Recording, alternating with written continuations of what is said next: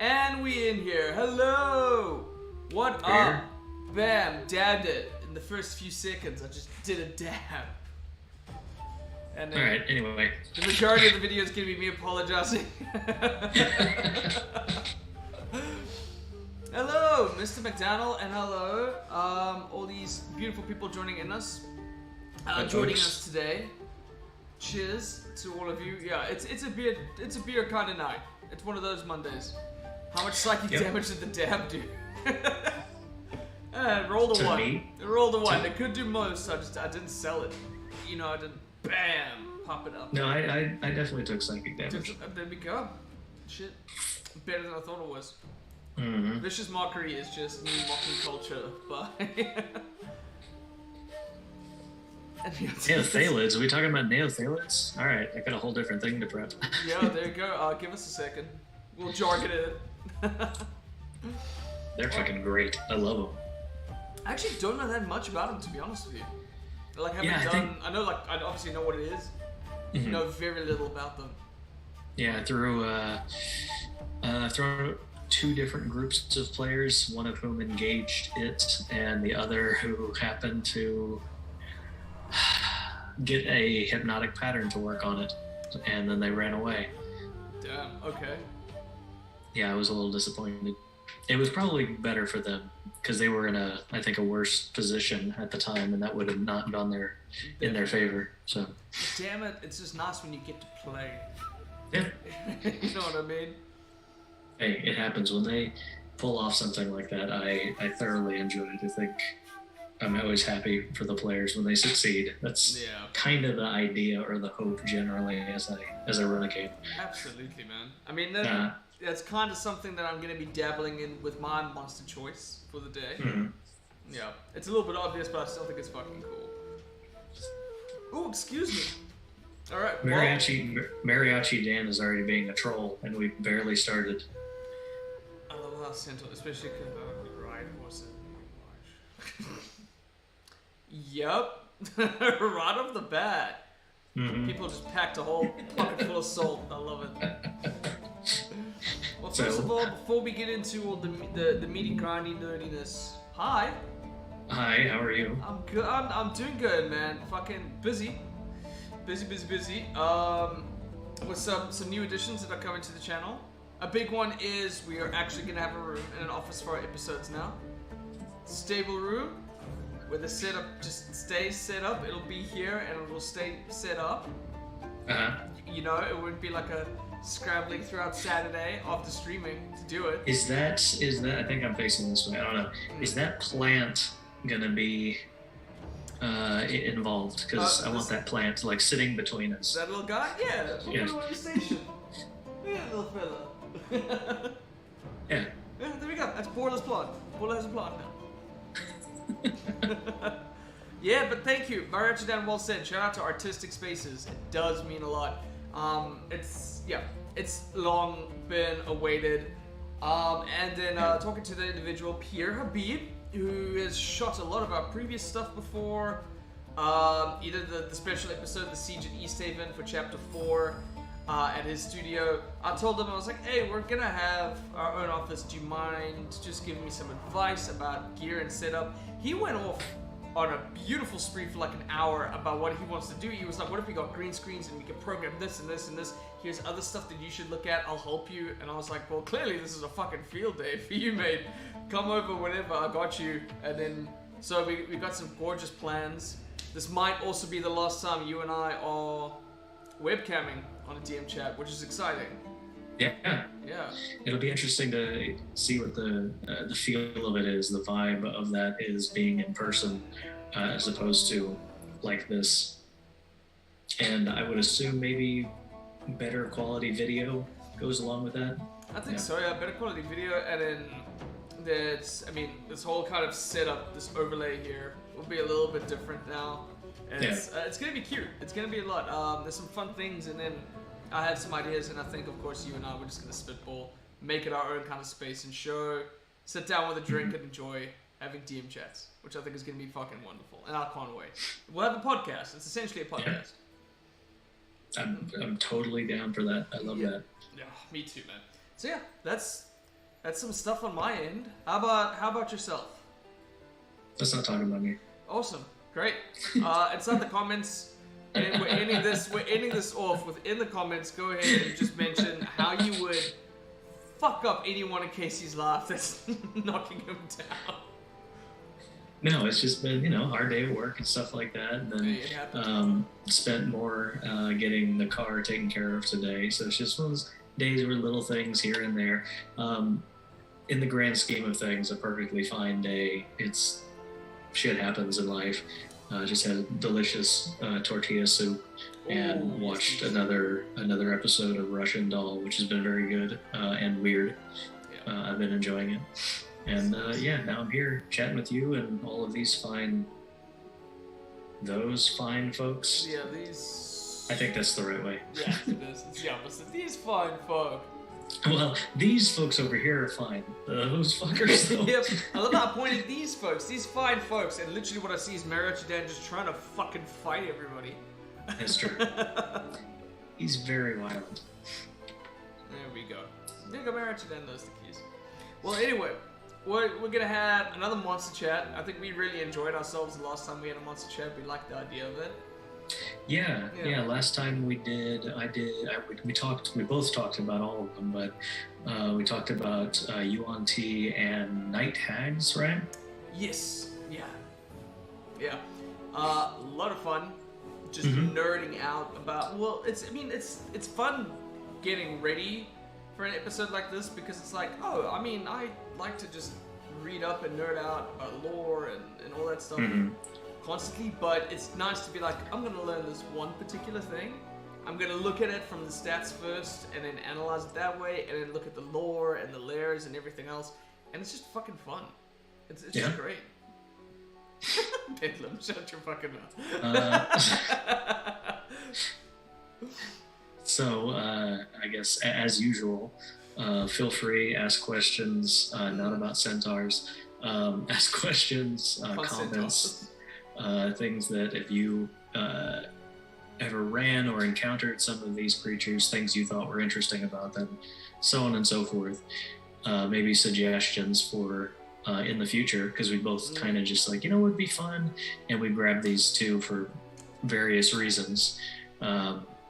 Mine as I think you can underappreciate hill giants because the other types of giants are objectively more fun and cooler. So hill giants I think they can be overlooked, so I think it's good to talk about them every once in a while and then not talk about them for a while again. Absolutely. I think we've encountered a hill giant in the campaign at one point, and Bessie was just oddly attractive to it because the miniature is very gratuitous. It's like shredded, bald head. And he looks like he has a job. He looks like he's on his way to his career. It's like, all right, good on you. Good on you. I decided to go with Medusas. Yes. Because I wanted to pick something. Because I'm very quick to pick something weird. I mean, you know me. I love my bullets. I just think they're cool, and I like how to utilize them in terms of like how to incorporate them into the campaign. I wanted to steer a little bit away from that into what you get out of a monster, how you can have fun with it as a DM, and then how the players can get really creative when either like in the lair or hunting or fighting the animal, the creature. So I was like, a Medusa card. I was gonna go maybe Gorgon because Gorgons are fucking fascinating. They've got a strange mythology behind them. But Medusas are dope, and so I think they were perfect for it. So that's why I snagged it. But we got a question right off of the bat, so we can answer that before we hop on in. Sure. Marriage Dad, what are some good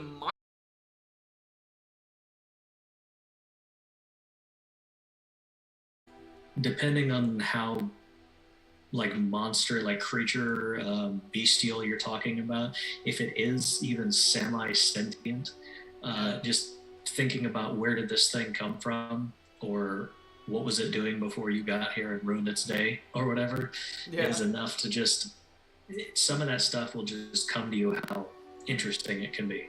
you know, what was this thing doing beforehand that you interrupted? Why is it here? Those little twists and things, or little details, can cause something very simple to be fleshed out, and really you only have to think about it for a few minutes and you've got something neat. Yeah. You encounter something like a troll or an ogre, or like the hill giants I'm talking about, and maybe this hill giant is in the cave that it also has just the neatest little kitchen set up in there, that despite everything else, he just, for some reason, this giant has a teapot. You know, weird things like that that'll just hook the player's interest. Like, what? There's pieces of leather in here where he's clearly painted deer, but like deer sleeping sweetly. Yeah. Like, he's this terrorizing hill giant that was attacking people on this, that were coming down this trail, but he really loved deer. Oh wow. Sorry, we had another fucking stream error for a second there. Apparently our audio cut out. Okay, audio's back. Okay, great. So yeah, apologies guys, I don't know what it is this side. Everything seems to be running smooth except for Twitch itself. Yeah. So I do apologize. Like I did a little backup check with Streamlabs itself. It's high pitched. That's just me, Bedlam. Interesting. That's just, yeah. Apologies about this. If it gets a little too ridiculous and crazy, please let us know. I think we'll just do like a nice little rescheduling of the chat for another day once things kind of get sorted out. Yeah, apologies for that, everybody. That's really annoying. I have no idea what I was saying before things cut off, there. They're still there, yeah. Well, I mean, ideally, you kind of lean towards something that I think is some of the most charming parts about monsters, and that's you come across their lair, maybe they're not there, and they have their own kind of setup. Yeah. Yeah, there's actually a... oh wow, it cut off at you reading the question, so everything we said went away. Oh, what? Holy shit. You said a lot. Do you want to recap answering the question? Okay. And hopefully it won't cut off again? And if it does, like you said, we can reschedule and see if we can figure out if it's just Twitch having a weird night. Because our connection is fine. We're not losing each other during this. No, you're coming across crystal clear and smooth to me. Yeah. So yeah, apologies everybody for that. So initially, so you read the question. It's minor things to add personality and charm. We talked about, and you'll just have to trust us. We talked about all this stuff. Adding voices and remembering as a DM on your turn, you can take that moment to say things to the characters. It's easy to get caught up in the mechanics and you're running for things and whatever. Yeah, and trying to figure out what's the best move to use. Right, but just as you're not trying to say rush the characters through stuff, you as a DM don't need to feel obligated to rush through your turn either. Yes. You can take a moment and think about it. Most players, I would think, will completely understand that you need to take a pause for a second to assess what's going on, because you're running 12 monsters and they're running one character. Yeah. Usually the players are, as far as I can tell, pretty reasonable about that kind of thing. Yeah. Well, at the very least, they should be. It should be expected. Mm-hmm. It really should. And then the other thing that I had said was thinking about where this monster came from, where this creature, this individual, what they were doing before any your party came along and ruined their day. What did they? I'm trying to recap what I said, and I thought I said it pretty well, and it's all gone now. And it's unfortunate. But just taking that few moments to think of what was this thing doing before you showed up, is enough to prompt some sort of. It'll come to you really quickly. Like what was this creature doing in its cave beforehand? What possessions might it have on it? And you will get creative little ideas. Yes. You find the very first D&D encounter I ever participated in was against some goblins. very traditional goblins. But Hey, after classic for a reason.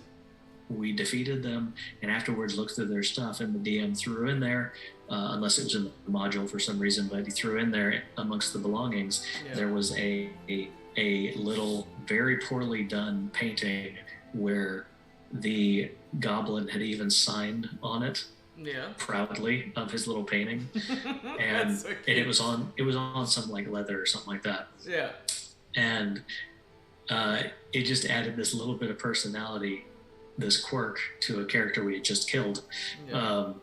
And then I remember my character going into the town later and trying to sell it to an art dealer as a truly unique work of art on a unique medium, and the fact that the artist only had one name, clearly that meant they were more interesting or more important, because they didn't have time to have this full long name that was just, his name was like Dib or something. Yeah, a gobby name. Yeah, it was a little gobby name. Yeah. So. Oh. Yeah, I mean that's kind of great. I wish I could add anything of further relevance to that. I guess a good example of what you were talking about is inside our current campaign, Icewind Dale. Mm-hmm. There's one of the cities constantly kind of gets buggered by a Verbeeg, and there's something big that's stealing our ale and our food now and then. And then when you get to the cave, he's got pet goats. He has a bear that he's tamed who's like really lazy and sleepy, and there's an ogre who's his friend who he like gets books to try and teach this ogre thing. So this whole Verbeeg just has this whole other side life of things that you can find and stuff that you can kind of unpack. And that alone was like, that's so much better than just going to a cave where it's all like, you know what I mean? It's those small little elements, sort of decorating the lair that you're exploring, goes such a far way to doing it, and it is kind of a part of what I would like to talk about with the Medusa. But yeah, it's those small parts that I feel does a great job out of designing that. So yeah, I wish I could offer any support, but I can't. Yeah, the only, I guess, to sum it up is just don't forget that these monsters didn't suddenly appear as soon as the players walked into the room. There was something there before, and you'll find some inspiration of how to make them just a little bit more interesting. Think of something goofy and fun. You know, just something the players would think, oh, that's neat, or whatever, and that'll. Yeah. A lot of times they'll run with it without you. So. Yeah. All right. Great. Well, I mean, that's a great start to everything. So I do appreciate it. Mm-hmm. But yeah, so I guess onto the topic. That's a great note to sort of segue into heel giants and Medusas. Mm-hmm. Yeah. So yeah, I don't know. I guess starting off with there's no real selection process that we have for picking our monsters. It's just something that we thought would be cool. I mean, you mentioned that you feel that heel giants are typically often thought less about. They're not typically as big or as bulbous, or at least on the surface level, as cultured as most giants are. Yeah. I mean, do we want to talk about the hill giants first and then Medusas? Sure. I mean, or I could gladly start either way. No, it's okay. I'm throwing it my way. Yeah, the hill giants are, other than things classified as giant kin, which are like the Fomorians, ogres, Verbeegs. Yeah. Of the named, like, this type of giants, like stone giant, cloud giant, hill giants are like the lowest tier. It's described as the ordning, which is their like classification, I guess, in the ordering of who they are. The giants generally have an idea of where they fall based on that, and always even the highest level, the best of one type of giant is still less than the weakest of the next tier up. So you could be the absolute king of the fire giants, but even the least of the cloud giants is better in the ordning than you are. So hill giants are way down there. Thing is, hill giants are pretty much too stupid to realize that there is any type of ordning structure. They just know, oh, that giant's bigger and stronger, so he's better. Yeah. Because they're just incredibly stupid. So they're very typically gonna react to, I don't know, I guess challenge by another giant or something, or I guess condescension by. Yeah. Well, they're more reactionary. They like to beat on things that are smaller than them, so they're like bullies. The fun thing is about something that is that incredibly dumb. Yeah. But great sentence. Because that's the thing with something like that. There's a lot of creatures out there that are stupid, but they don't have the mass that a hill giant does. Yeah. These hill giants are huge creatures. They're enormous, and while they are very susceptible to a lot of spells, whether they're mental-based spells, things that have wisdom saves or charisma saves, things like that, and even dexterity saves, because their dexterity is really low, because they're kind of lumbering and what have you. If they get near you, it is really, really bad.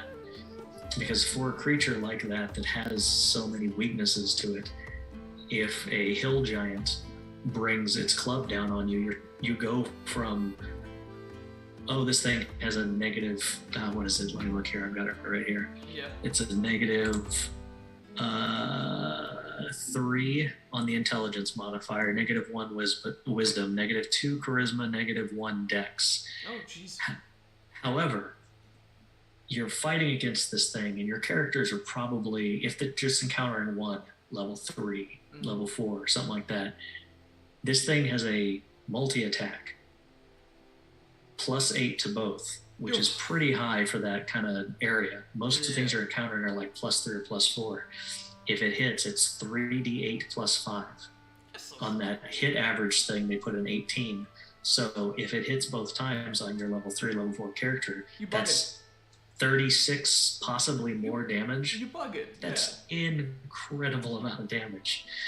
And you can be, when you're dealing with a character or a creature that is dumb but big and lumbering like that, you can actually be kind of creative with their non-strategy, in that they will just run in as hard as they can and hit the center of your group really they're hard. A berserker. They're just gonna. Yeah. Right. The fact that if they see that you're far away, like most giants do, they have a rock throw ability.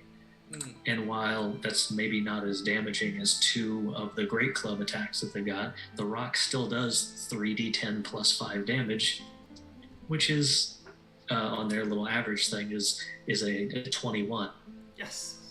So it's a ton of damage. And if you throw 2 or 3 or 4, 6 of these things, you can scale them up for groups of a party. As they level up. And hill giants are still reasonable enemies. Also, because they're so dumb, they are susceptible to bigger, stronger things telling them what to do. So they do make very good, like, tank troops that can go in and hit things, while a great some evil spellcaster or something, a creature that's a little bit more intelligent, maybe even a higher tiered giant. Like maybe a frost giant is taking advantage of his lessers who see him as bigger and stronger, so he sends them off in a fight. He sits in the back just chunking gigantic rocks the whole time, while the hill giants are soaking up the damage.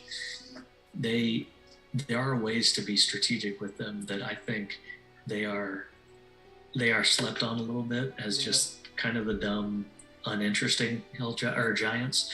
But there's so much you can do with them, and you can reasonably throw them at a huge range of level of players. Just watch Attack on Titan and see how dangerous it is. Just a whole bunch of strange, dumb, but massive tanky things running wild, like the damage that it can actually do. Yeah, they can be fucking terrifying. Yeah. But you did have 2 questions based around hill giants right now. Oh, sure.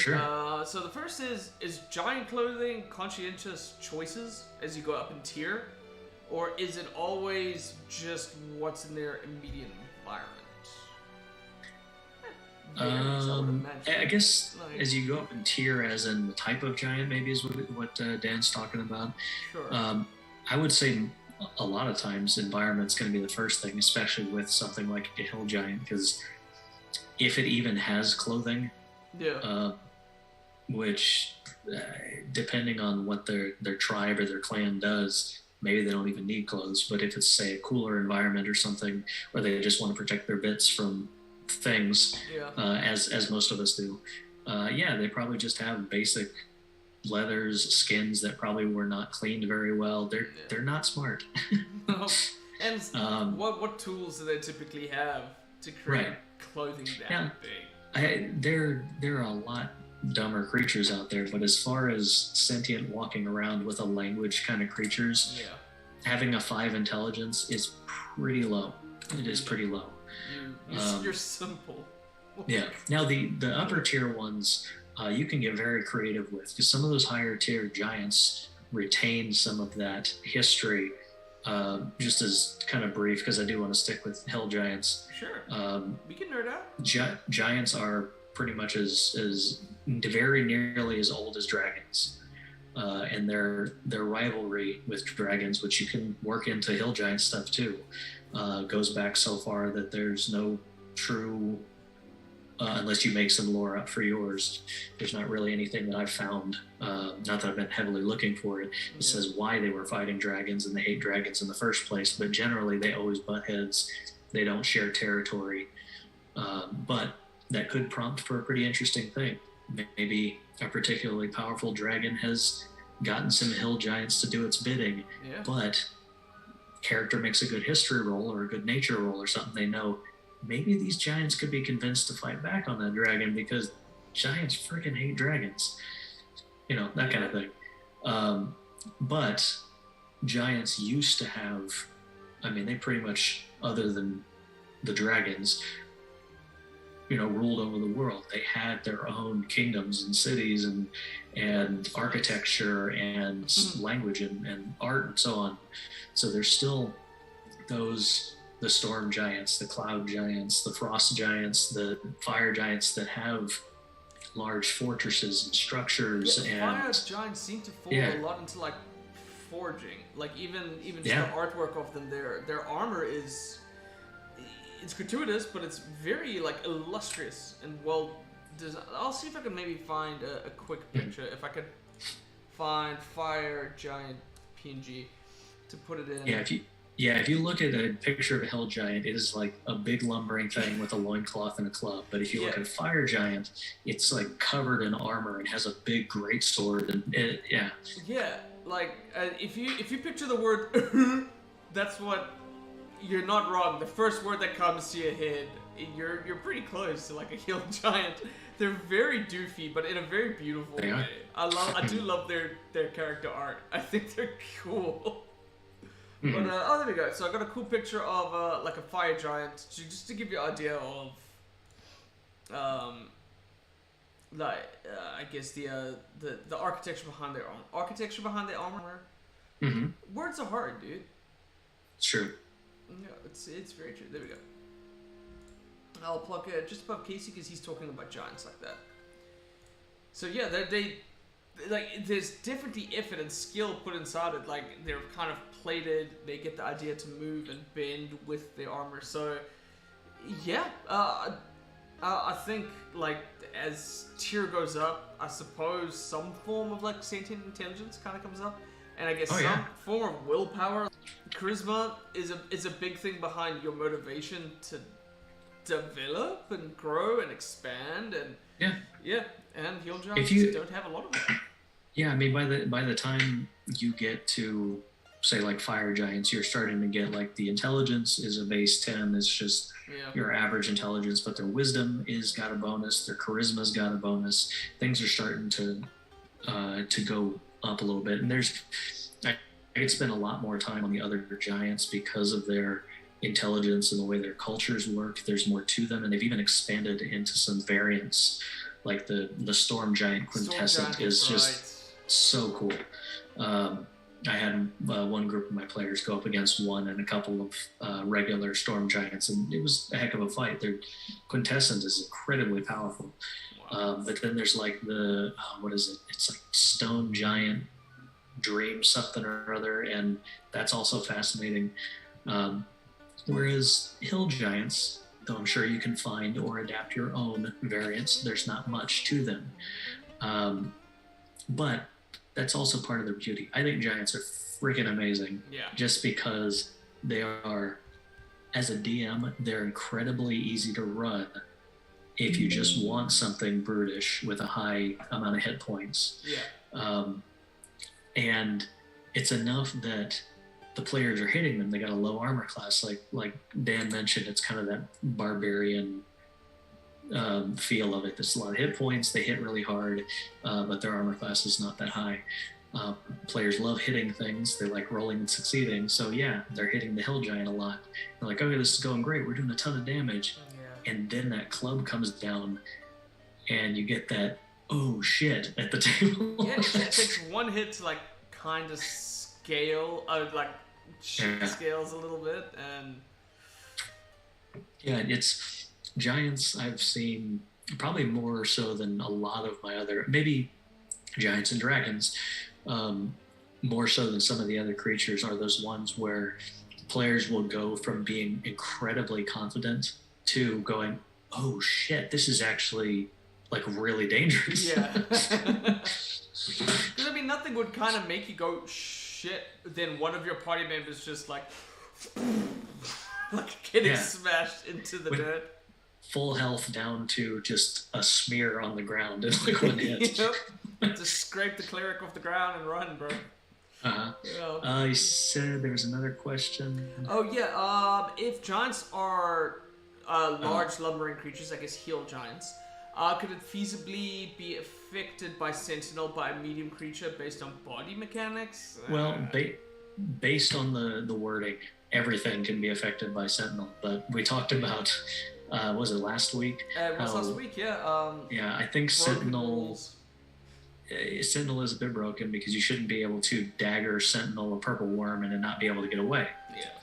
Because that just doesn't really make any physical sense. If you want to go purely as the rules are written, then sure, that's fine. But I think realistically, and how I will do it in the future, is be clear before the player takes it.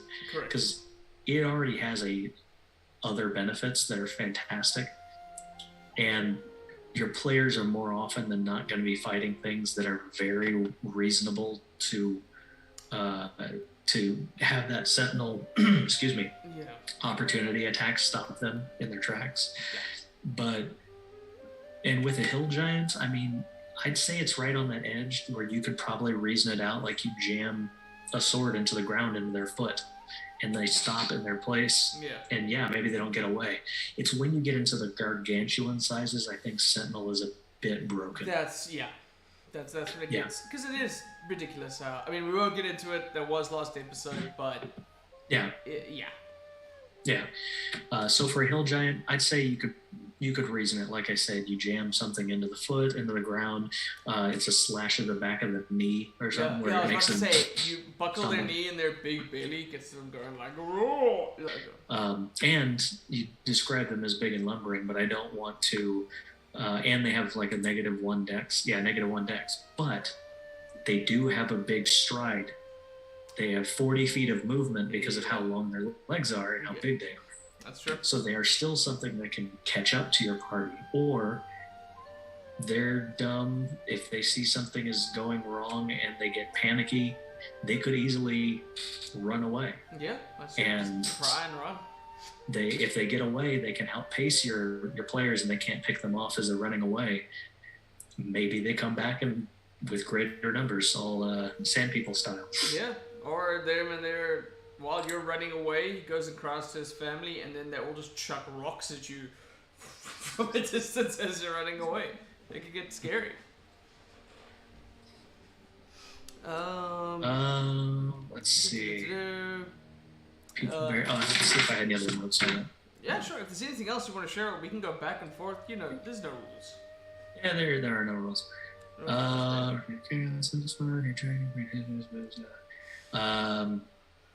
it's just as far as environment and stuff. They live in like caves and mud huts and things like that. But there are opportunities to mess with that. I mentioned how deep the history of giants are. Maybe they are in an old ruin that used to be a giant stronghold, and the hill giants don't need to do a lot to keep it up, but they can reside there. Yeah. Even in one of the single adventures that was compiled into Tales from the Yawning Portal is called Against the Giants. Cute. And the hill giants in that are encountered have a big fortress made out of giant wooden logs. Oh. So they're not intelligent, but they're smarter than like a dog would be or something. Exactly. And they're big, simple monkeys. Yeah. So could they build a fortress? Sure. Yeah. There may be other reasons in that module. I know that there's other reasons in that, but I'm being vague for those that have not encountered it or played it. Why maybe they're a little bit more well off or well structured or things like that. But sure. Yeah, have fun with it. Yeah, exactly. I mean, Bedlam just did is you could a mud hut from a certain angle would essentially look like a hill itself. It's just a simple like kind of it's a cute idea. I think what Bedlam thinks we should make mud hut giants, not hill giants. Mud hut giants. A mud giant would be kind of cool. Yeah. A mud giant, I would love that. Mud giant, that'd be nice. Just messy locks for hair. That's what I imagine. Just long messy locks. Just like. But yeah, no. What Bedlam was saying, it's a natural camouflage to a mud hut that players could walk right by. They don't have a good passive perception. They don't roll a good perception, so on.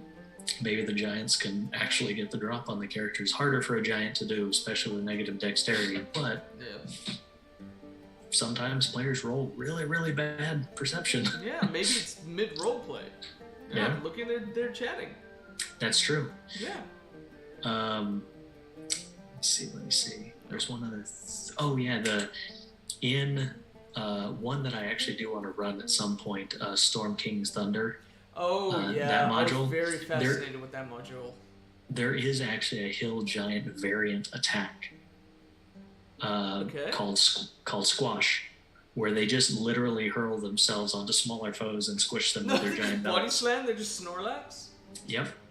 Melee weapon attack +8 like their other attacks. Yeah. Medium or smaller creatures, they take 6d6 +5 bludgeoning damage. The giant is prone and they are prone and grappled underneath. And they can try and break the grapple or the giant can stand back up again. If you want to boost that up a little bit, 6d6.